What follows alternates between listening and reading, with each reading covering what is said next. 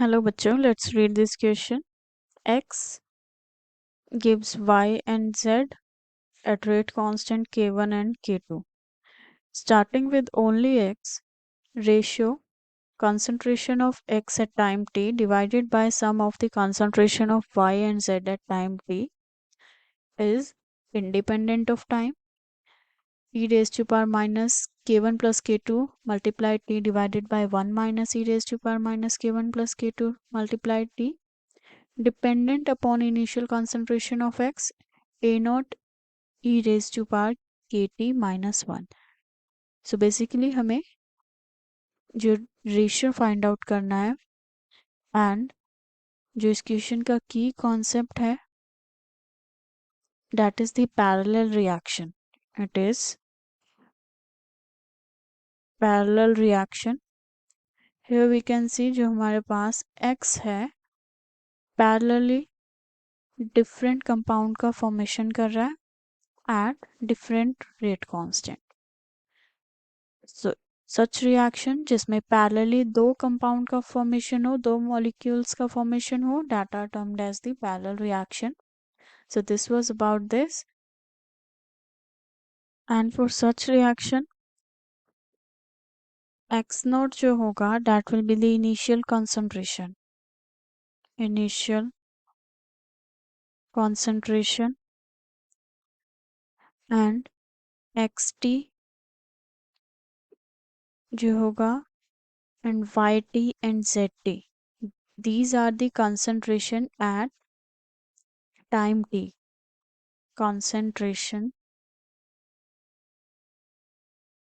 at time t. Time t.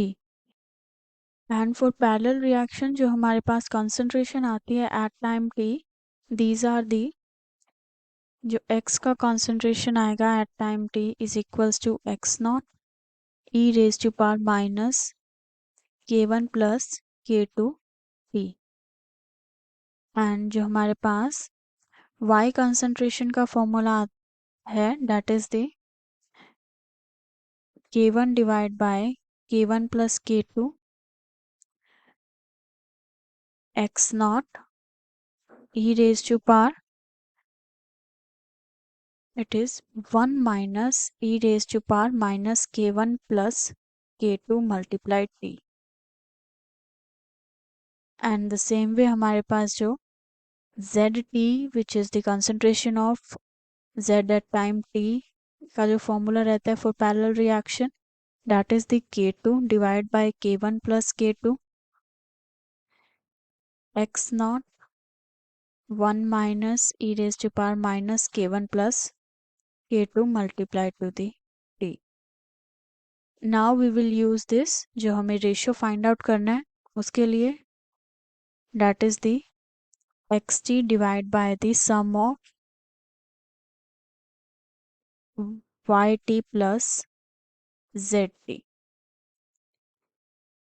And हमारे पास formula है concentration of x at time t के लिए x naught e raise to power minus k1 plus k2 multiplied by the t divided by k1 x naught k1 plus k2 1 minus e raise to power minus k1 plus k2 t plus k2 x naught divide by k1 plus k2 1 minus e raised to power minus k1 plus k2 multiplied by t. This is t. Now we will solve the denominator first. जो हमें denominator में values हैं पहले हम उन्हें solve करेंगे and we can see जो x naught है and 1 minus e raised to power minus k1 plus k2 t है वो common है. So पहले हम common term लिखेंगे. It is x naught e raised to power minus k1 plus k2 multiply T और जो denominator में वैल्यूज है एक्स नॉट को कॉमन लेंगे and along with this 1 minus e raised to power minus k1 plus k2 t, and then we will left with 1, it is k1 divided by k1 plus k2 plus k2 divided by k1 plus k2. तो यहाँ से x not और x not cancel हो गया, so it will B, जो हमारे पास ये term है, अगर हम इसे सॉल्व करेंगे तो एलसीएम आएगा k1 plus k2 and above it will be k2 plus k1. So same आ गया, कैंसिल होके 1 आ जाएगा. सो दिस टर्म का value will be 1.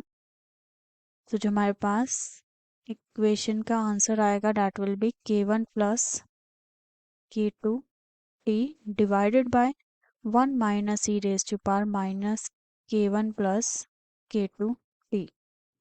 And this is option B. जो हमारे पास B ऑप्शन है that is the correct answer of this question. So option B जो है this is correct. And A, C and D जो है these are incorrect ones. Hope you understood it well. Best of luck.